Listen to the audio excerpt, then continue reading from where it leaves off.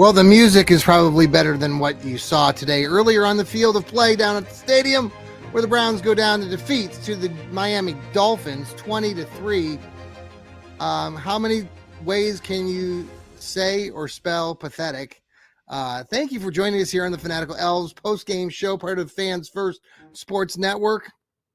I'll be your host this evening. I'm John Suchan, and thank you for being here. We won't keep you very long. We do appreciate you tuning in, watching us here live on the X, on Facebook. Where else? We are on YouTube. If you want to listen to our programming later, we will be on Apple, Spotify, or anywhere else that you listen to your podcasting. Can the season of misery just be over, right? You know, we're all pissed off to high heaven. Did some research earlier tonight after the game. And, you know, being a Browns fan takes a lot, right? It takes a lot. And right now we're in a really terrible time stretch of trying to be a Browns fan. I'm in an older category of a fan that, you know, our generation, we've seen some good times. We've seen some really horrible times. And this season has been just awful. We're 3 wins, 13 losses. The saving grace, people are all talking about potentially the Browns getting the number 1 draft pick now. Who would have thunk that? Did you have that on your bingo card going into this season? We will be picking 3rd after these games this week. Potentially, depending on what happens next week, the Browns could potentially get the number 1 draft pick. Oh, Lord. Here's the thing, you know, looking at some stats and historically speaking, you know, it's just tough, you know. We all have various opinions here on the Fanatical Elfz Network. You're going to hear other people's opinions later this week. Tomorrow, I think Steve Gill's got his Dog Pound South show. Make sure to tune into his take on that. We'll have some other shows coming up this week. Burning River Browns Talk by Lou Marconi. We got the Browns Blitz with Rod Bloom, Jarrell Flint, Dog Food Radio. We got Ethan Greenberg, his show, the Going Nuclear. Who else am I forgetting? A couple guys. Sam with his Burning River Browns Talk, and then Sherry again with her Breezy Browns Talk. So tune into all that. But here's the thing, you know, if you've been a lifetime long fan of the team, you know that we've sucked for a long time. And I think we all got into this time frame, the last years of Stefanski while he's been here, these last 5 years. And I think we all saw some things that really potentially could be great. And, you know, we're all talking about even last year, not so far along time ago, when Joe Flacco was Flacco-mania, and it was exciting, and the team was winning, and Flacco was throwing touchdowns, and he, of course, threw some terrible interceptions that got us knocked out of the playoff. But things seem to be upbeat, positive, energized, and that has all fallen completely off the cliff, and it's just terrible. In 56 seasons of playing football since the Super Bowl started in 1967, January of 1967, the Browns, yes, have 19 winning seasons. 19. 15 of those came before by 1994. Yes, that was 30 years ago. That was 27 seasons of play. If you remember, the Browns weren't around 96, 97, 98. Now, a lot of you will immediately go, well, that's what happens. We've had 4 winning seasons in the last 27. And you'll say, well, that's what happens with an expansion team. Folks, this is beyond the expansion team. Okay. Your expansion team started back in 1999. This is 2025 about to be. That's not the issue. Is not due to being an expansion team. It's due to having just stupid people who are running, and owners and coaches and assistant coaches that have just been terrible. And right now we're in a point where we have this guy, Kevin Stefanski, good old Steady Eddie, who those of you who are supporting him will point to, well, he's 40-43, or he's won 40, lost 43. He's had 2 winning seasons. You know, we need to stick with him. We need to show stability. Then there's the other side of the argument. He's had 2 winning seasons, but he's also had 3 losing seasons, and this season has just been dreadful. Now, what happens next? You know, a lot of people out there who are supposedly have the inside knowledge of the situation to say that the owner and Jimmy Haslam is not is bringing him back. We're going to run it back.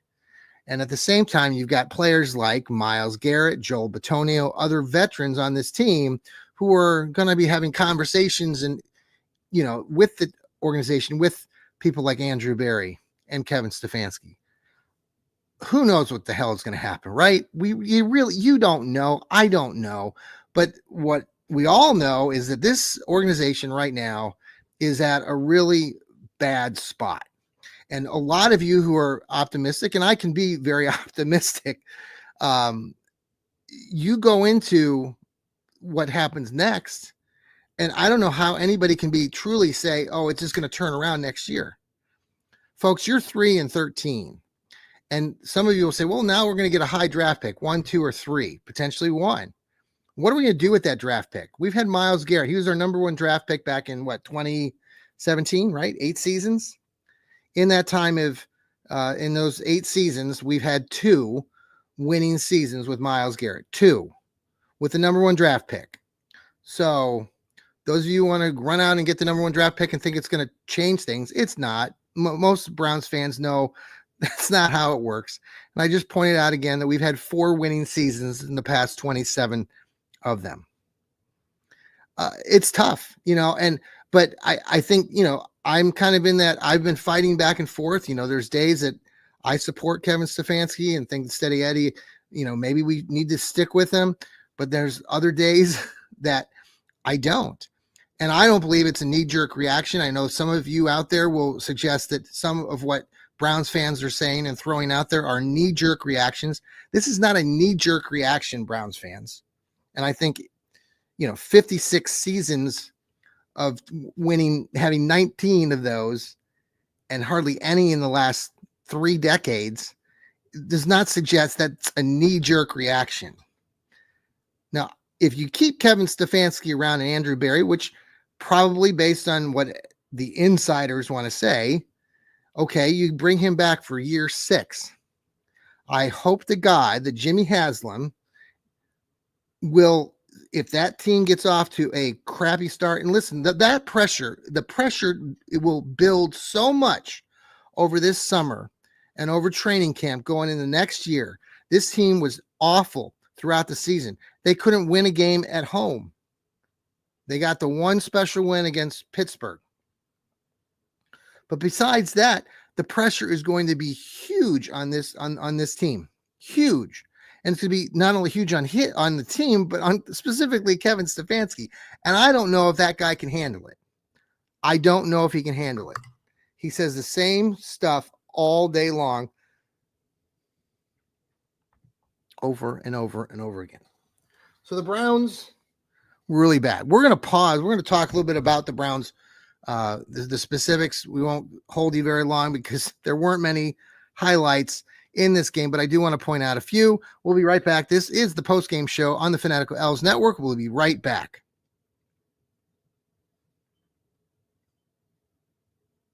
Hey, and thank you for coming back to us on the post-game show tonight, where the Browns do go down to defeat to the Miami Dolphins. Yep. Good rainy weather up there at the stadium.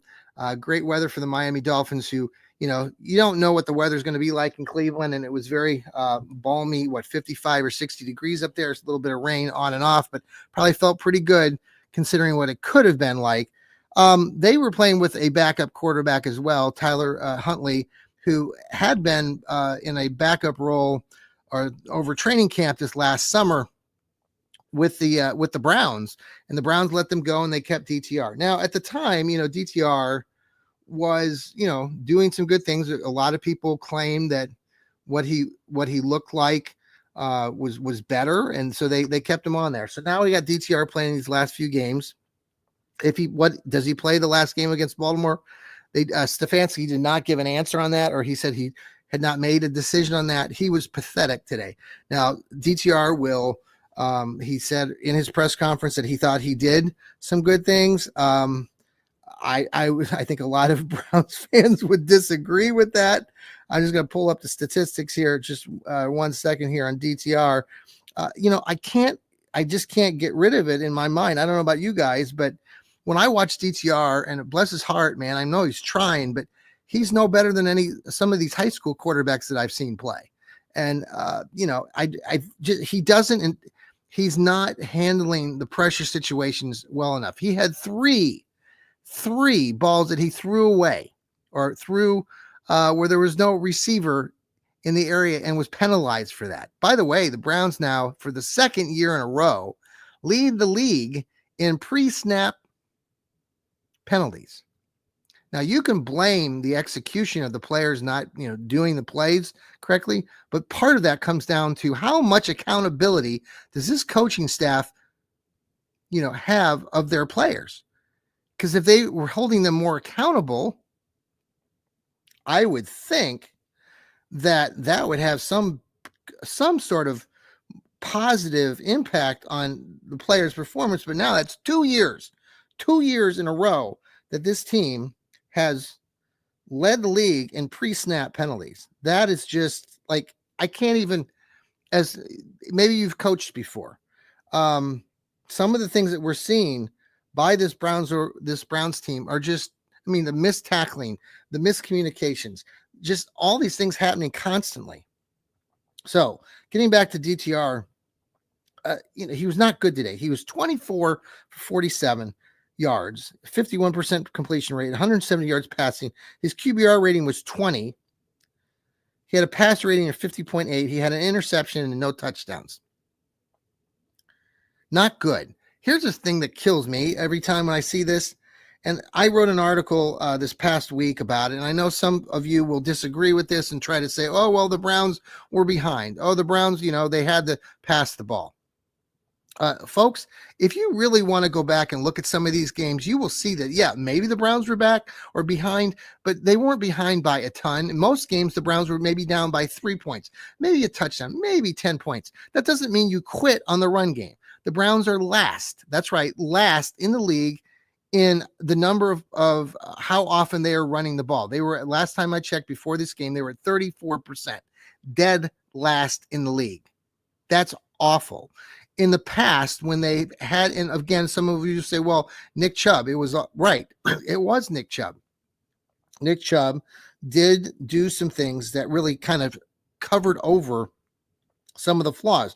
But then you get a lot of people that will say, oh, well, we have to pass the ball because we don't have a run game. We don't have a run game because we don't have an offensive line. Well, then, but you have an offensive line to protect the quarterback, so the quarterback like DTR can throw the ball 47 times. The Browns running backs today ran the ball, I want to say 24 or 25 times. That does not include DTR's runs. The running backs ran the ball 24 or 25 times. They threw the ball 47 times. 47. Again, the discrepancy and this decision to bail on the run game has killed this team. Now, some of you will completely disagree with that, but you're wrong. You're just wrong. It's a game that we can all watch at the same time, and we can disagree on it. But if you're watching these games in the moment, in the time, there are many times where the Browns have had opportunities to run the ball, and they've actually run the ball pretty well. There were stretches in this game, again, where the Browns were running the ball. They were getting 3, 4, 5 yards at a take. It didn't pan out, and then they decided to go back to the run. Let's talk a little bit about going back to Kevin Stefanski for a quick second and his decision-making. Third quarter, going into the fourth quarter, early fourth quarter. Browns are still down 13-3. Get down toward the goal line, get down, 7-8 yard line. Stefanski decides to go for it on fourth down. Now, I know that this team is 3-13 now. They're 3-12 before they lost today.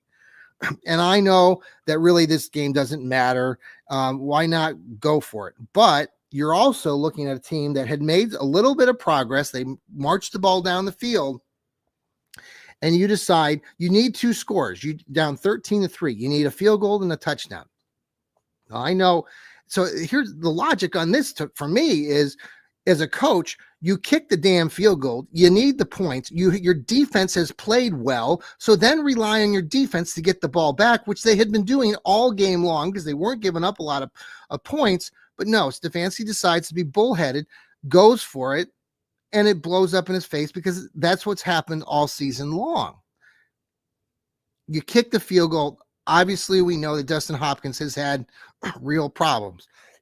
But I would pray to God that Hopkins could have hit a field goal there. It would have made it 13-6, a one-score game for the majority of the fourth quarter. But that didn't happen, did it? Then they blew that. The Dolphins held the ball, and then they gave the ball back to the Browns a couple more times. And of course, the Browns offense petered out or turned the ball over. Again, but those are opportunities where I think Stefanski throughout the season has just made the wrong choice. You got points there, take them. And that did not happen. So we will see what he does next week. Obviously, there are a lot of you who feel that, his job is safe. And, the news out there suggests that the owner, Haslam supposedly are supporting these guys. But again, it's dreary. It's a dreary time to be a Browns fan. And if you are a Browns fan, which I know if you're listening to this, you probably are, it's hard. It's hard to keep that faith, to keep that belief. And I know some of you are even talking about giving up season tickets, and that's where we're at. And, the Haslams are billionaires. You'd hope that they, obviously I've seen some people say, well, the Haslams don't care. Well, no, they care. But they've made some really boneheaded mistakes, the biggest of which is the Deshaun Watson debacle. And that has really ruined the last several seasons. We were able to kind of cope with it over the last couple of years, and this season has just been dreadful. I've seen a lot of you talking on social media about, well, I hope this isn't the last game for Myles Garrett in a Cleveland Browns uniform. I think that you're way off on that. I don't know why you're continuing to suggest that. I understand what you're saying, and you're concerned, but he still has several years on his contract, and the only way that he would be moved is if there was some sort of trade, and I don't think that that's going to be happening. I think Steve Gill pointed out, our colleague, earlier today, if you've been really paying attention to what Myles Garrett has been saying all season long, he supports what Stefanski and Barry are doing, supposedly, and so he doesn't want to see it all blown up and blown out of proportion. So I don't think that that's on the cards. I think some of you are overreacting, but that's what we do here after Browns games, especially after a pathetic performance like we just saw tonight or earlier today. So it's really funny too when you find Browns fans that you think are really paying attention to what the Browns are doing. And I know this season is dreadful, but when they're on social media saying things like, hey, why aren't the Browns on TV? And it's like they thought it was a 1:00 game. I'm like, you really aren't a real big Browns fan if you don't even know when the game is scheduled. So maybe do some homework if you're really a true Browns fan and pay attention to the time slots. I know that the time got changed, but it's been announced for 2 weeks that the Browns were going to play this game at 4:00 in the afternoon. So just some words of wisdom to you young Browns fans out there who want to say that you are the most diehard Browns fans. Pay attention to your TV guide. If you know what a TV guide once was. Okay, folks, take care. Hope everybody has a very good rest of your evening. I know it's kind of getting later on this Sunday evening. Hope you have a great week ahead. Please tune into us here on the Fanatical Elfz, part of the Fans First Sports Network. Many of us write articles too for Fans First, so look for those articles to be posted on social media platforms as the week goes on. Everybody, I hope you have a great week. Have a great New Year's. I'll be coming with you, coming on with my Johnny Cleveland podcast in the next day. So tune into that. I might have a special guest on my show because we are going to be playing the Baltimore Ratbirds next Sunday. I don't know what time that game's been scheduled yet, but we'll be talking more to you before then. Everybody take care. Happy New Year. Hope 2025 is a great one for you, and I hope the Browns have a better year in 2025. We can all pray to the good Lord that might happen. Fingers crossed, toes crossed, Man, it is so tough to be a Browns fan, isn't it? Okay, folks, keep your heads up. Don't be ashamed of being a Browns fan. Still wear your Cleveland Browns stuff with pride. I know a lot of people like to make fun of you and tease you if you're a Browns fan, but it takes a true fan to be go through this. To go through the misery and to try to cheer on a team that is really not very good. So I applaud you on being a fan. Stick with them, stick with the Brownies, and eventually we're going to do it, I think, right? All right, fingers crossed. Everybody take care.